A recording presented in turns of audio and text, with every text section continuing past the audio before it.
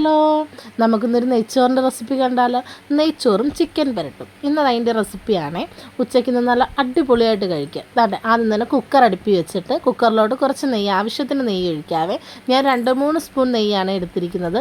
Spoon നെയ്യൊക്കെ ഒഴിച്ചതിന് ശേഷം കുറച്ച് ആ നെയ്യൊന്ന് ജസ്റ്റ് ഒന്ന് തിളയ്ക്കുമ്പോഴത്തേക്കും നമ്മൾ അതിനകത്തോട്ട് സ്പൈസസ് എല്ലാം കൂടെ ഗ്രാമ്പു, പട്ട, ഏലക്ക, അങ്ങനെ കുരുമുളക്, അങ്ങനെ വേണ്ട സ്പൈസസ് എല്ലാം കൂട്ടതിന് ശേഷം നമ്മൾ അതിനകത്തോട്ട് കുറച്ച് സവാളയും ക്യാപ്സിക്കവും ക്യാരറ്റും ഒരു 2-3 പച്ചമുളകും കൂടി ഇട്ട് നന്നായിട്ട് അതങ്ങ് മിക്സ് ചെയ്യണേ.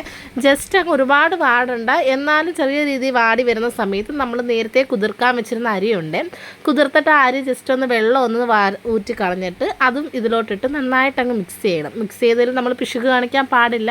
നല്ല രീതിയിൽ മിക്സ് ചെയ്തിട്ട് നമ്മൾ 1 ഗ്ലാസ് അരിക്ക് 2 ഗ്ലാസ് അളവിൽ വെള്ളം വെക്കുന്ന രീതിയിൽ വെള്ളം നന്നായിട്ട് തിളപ്പിക്കണേ.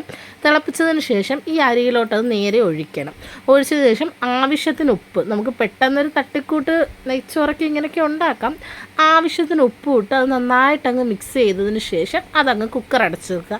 ഏറെക്കുറെ 1 ഫിസിൽ 1-2 അടുപ്പിക്കാൻ ഞാൻ 1 ഫിസിൽ അടുപ്പിച്ചെടുത്തപ്പോഴേ നമ്മുടെ നെയ്ച്ചോറൊക്കെ റെഡിയായി. നല്ല സോഫ്റ്റായിരുന്നു കേട്ടോ, കഴിക്കാനും ഭയങ്കര ടേസ്റ്റായിരുന്നു. പെട്ടെന്ന് ഉണ്ടാക്കിയോണ്ട് കാഷ്നട്ടൊന്നും ഇല്ലാത്തതുകൊണ്ട് കുറച്ച് മുന്തിരിങ്ങ ഇരുന്നത് നെയ്യിലൊന്ന് വറുത്തിട്ടതിന് ശേഷം കുറച്ച് പൈനാപ്പിളും കൂടെ കട്ട് ചെയ്തിട്ട് അപ്പോഴത്തേക്ക് ഇത്രയേ ഉള്ളൂ നെയ്ച്ചോറ്. ഓക്കെ, നമുക്കിനി അടുത്ത് ചിക്കൻ പെരട്ട് കണ്ടാലോ. അങ്ങനെ നമുക്കിത് ചിക്കൻ പെരട്ടിന് വേണ്ടി ഞാൻ താണ്ട് കുറച്ച് ഓയിൽ എടുത്തൊരു ഫ്രൈ പാനിലോട്ട് വെച്ച്, കാരണം കുറച്ച് ഓയിൽ മതി അതിന്. അതിന് ശേഷം ഞാൻ നന്നായിട്ട് അരിഞ്ഞ് വെച്ച് സവാള കുറച്ച് കട്ടി കുറഞ്ഞരിഞ്ഞാൽ അത്രയും നല്ലതായിരിക്കും, പെട്ടെന്ന് വാടിക്കിട്ടുക. എന്നിട്ട് ഒരു 10-20 കൊച്ചുള്ളിയും കൂടി ഇട്ട് നന്നായിട്ട് മിക്സ് ചെയ്തുകൊണ്ടിരിക്കുകയാണ്. മിക്സ് ചെയ്തുകൊണ്ടിരിക്കുമ്പോഴത്തേക്ക് നമ്മൾ ഉപ്പ് പെട്ടെന്ന് ഇട്ടാൽ നന്നായിട്ട് വാടിക്കിട്ടും. അതുകൊണ്ട് അതിൻ്റെ മേളിലോട്ട് കുറച്ച് ഉപ്പും കൂടെ നന്നായിട്ട് ഇടുക. ഇട്ടതിന് ശേഷം നന്നായിട്ട് വാട്ടിയെടുക്കുക. പാചകമൊക്കെ ഫസ്റ്റ് ടൈം പഠിക്കുന്നവർക്കൊക്കെ നല്ലതായിരിക്കും, പക്ഷെ നല്ല ടേസ്റ്റാണ് കേട്ടോ കഴിക്കാനും. അങ്ങനെ നന്നായിട്ട് മിക്സ് ചെയ്തിട്ട് ജസ്റ്റ് ഇതൊന്ന് അടച്ച് വെച്ച് വേവിക്കണം. അടച്ച് വെച്ച് വേവിക്കുമ്പോൾ ഇത് പെട്ടെന്ന് അങ്ങ് വേവുമല്ല, പെട്ടെന്ന് അതങ്ങ് ജസ്റ്റ് അങ്ങ് ബ്രൗൺ കളറാവും. ബ്രൗൺ കളറാകുമ്പോഴത്തേക്ക് നമുക്ക് പിന്നെ കുറച്ചുകൂടെ എളുപ്പമായിരിക്കും.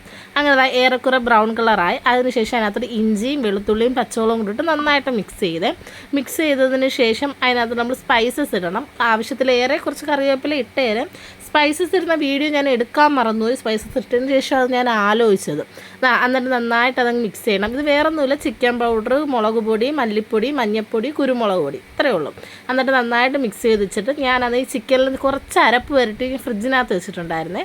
കാരണം കുറച്ച് ചിക്കനേ ഉള്ളായിരുന്നു, അത് വെച്ച് ജസ്റ്റ് ഒരു തട്ടിക്കൂട്ടാണേ. അങ്ങനെ അതൊക്കെ അതിനകത്തോട്ടിട്ട് നന്നായിട്ട് അങ്ങ് ഇളക്കണം. ആ ഒരു മസാലയും ചിക്കനും കൂടെ നന്നായിട്ട് അങ്ങ് മിക്സ് ചെയ്യണം. എന്നിട്ട് അതിൻ്റെ പുറത്തോട്ട് കുറച്ച് തക്കാളിയും, ഞാൻ ഒരു 2 മീഡിയം സൈസിലുള്ള തക്കാളി എടുത്തിരിക്കുന്നത്. തക്കാളി ഇട്ട് നന്നായിട്ടത് മിക്സ് ചെയ്യേണ്ട, വെള്ളം ഒഴിച്ച് അങ്ങ് അടച്ച് വെക്കണം. കുറച്ച് വെള്ളം ഒഴിച്ചാൽ മതി, കാരണം ചിക്കനിൽ നിന്ന് വെള്ളം ഇറങ്ങും.